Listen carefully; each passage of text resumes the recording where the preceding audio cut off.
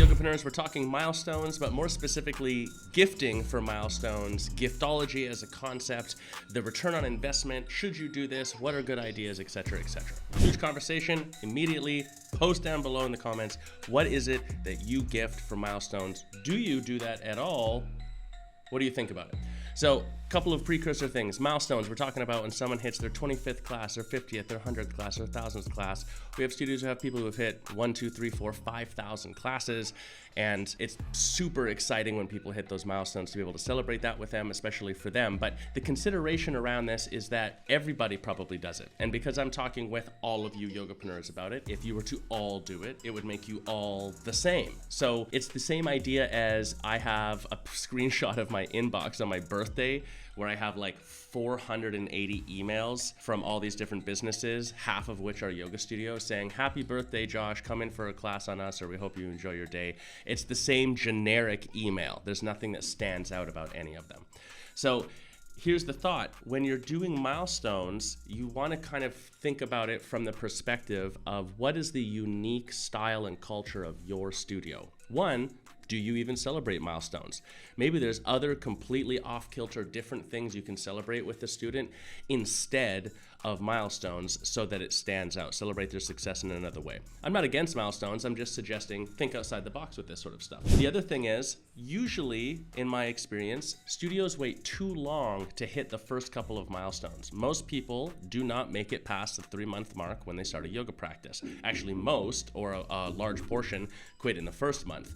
But that first phase of retention, phase number 1, that's where you lose the vast majority. So the question then becomes, how many classes on average happen in that particular time? And it's way lower than you think. If I come in and I'm a once a week practitioner and then I go away for a week or two and practice a few more times, even if I go on membership and then cancel and leave, and I've been practicing with you with some level of consistency for 2 or 3 months of time, I still may have only gotten 10, 15 classes in at the most. A lot of people buy a 10-pack from you, they are retained, but they don't even use up the 10 classes.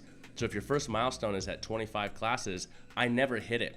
So you never celebrate anything about me. You never give me that positive reinforcement to keep going. So the first thought is have at least one milestone that is way earlier in the game. I don't mean congrats, you did your first class. I mean like class 5 or 8 or 10, somewhere 10 and below. Have an earlier milestone that people can hit. The second thing is, giftology is this concept of giving gifts to show appreciation, to show understanding, to show collectiveness with somebody.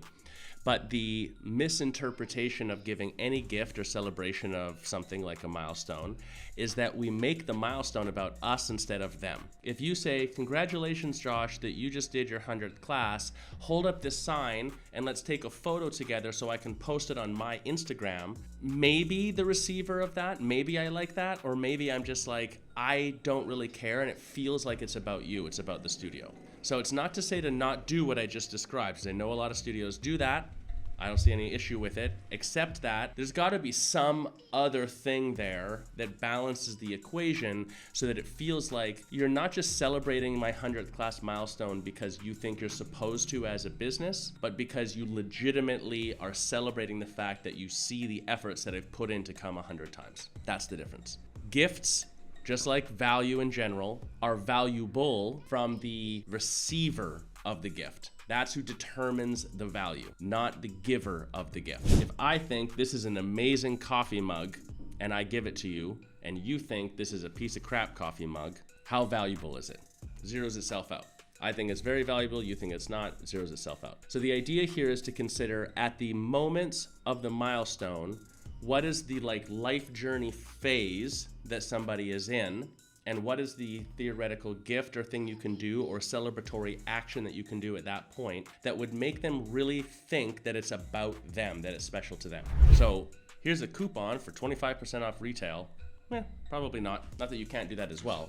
It's a hard question to answer.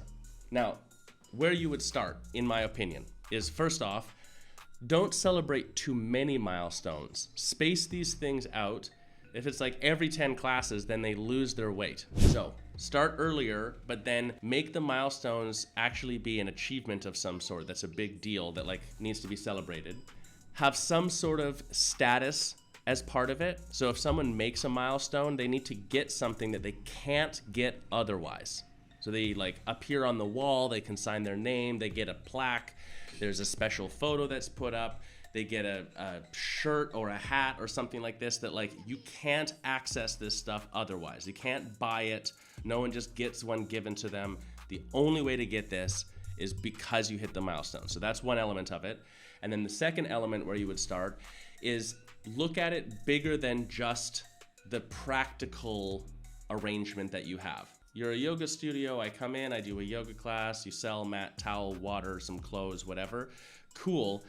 But there is a related culture to your yoga studio as well. What else do you talk about? What else do your clients value? Is food a big conversation and recipes? Is there a coffee shop across the street that everybody goes to? Is there a type of meditation class that people are interested in? Is there a massage therapist that works out of the back of the studio? What are the other like culturally significant things? Do you openly have discussion about drinking alcohol as a celebratory thing, or is that something that's not touched at all? Do people vacation a lot? Is there a lake nearby they go to? Whatever it is, think about the bigger holistic picture that you are one component of this person's life. And if you give them a gift that is actually valuable to them in another component of their life, but is related enough to the fact that you're a health business and service, that they can still bridge the gap. It makes sense, right, that you give it to them. And then the thing you give them adds to this other larger element of their life, and it's something that they can use that they're gonna enjoy, but then also now you have inserted yourself into their brain when they do that thing. The yoga studios here in Sayulita, in my mind, if you hit a milestone, if it was a big milestone, what you would get would be like, there's this little foam surfboard person that when you throw it in the water, it has like a little thing on the bottom that weights it. It surfs it. It's like a toy. It surfs itself in on the waves. It's totally novel. It's totally funny. Kids like it, but adults use it all the time too. And I saw recently that you can get them custom made so that the little surfer person, you can put them in a specific shape, like a yoga shape. You can color them a certain way. You can put a sticker on the side with a logo, stuff like that. So imagine if when you hit 100 classes here, because we live in a surf town, even if you're not into surfing, you get this special custom-made, color-coded with that client's name on it in a yoga posture, yoga surfer toy that they can either go use or their kids can have it to go use, or it sits on their shelf, but it's a story and it's interesting and it's related to the local culture of what's going on. Maybe there was an organic food store near our last yoga studio and they were the first, this is when juicing got really, really big. They had the first like commercial sized juicer in the town that we were in, and they wanted to get the word out about it. The juices were delicious, all organic, locally sourced produce to make it happen, etc., etc. Everything was good about this. So one of the milestones was when you hit a milestone, we didn't just give you a bottle of juice. And we didn't just say like, hey, go over there. We bought somebody a like 21 day, I think it was, juice cleanse packet, which was quite expensive on paper, but we negotiated with them that it wasn't a large expense. And what ended up happening was they talked about it, they posted about their experience in our Facebook group and like with our people.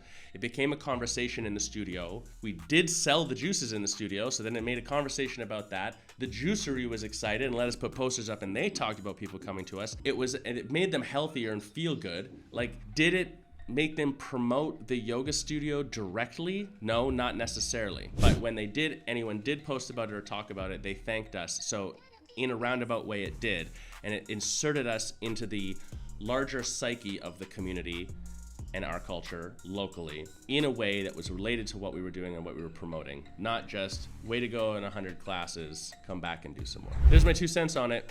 Post your comments down below. What do you guys do for milestones? Does anyone not do any milestones at all? That's actually a technique that's not even a terrible idea. I'm just curious, is anyone doing that because that's your actual strategy, or just because you haven't done it yet? What's up? Post in the comments down below. All right, peace.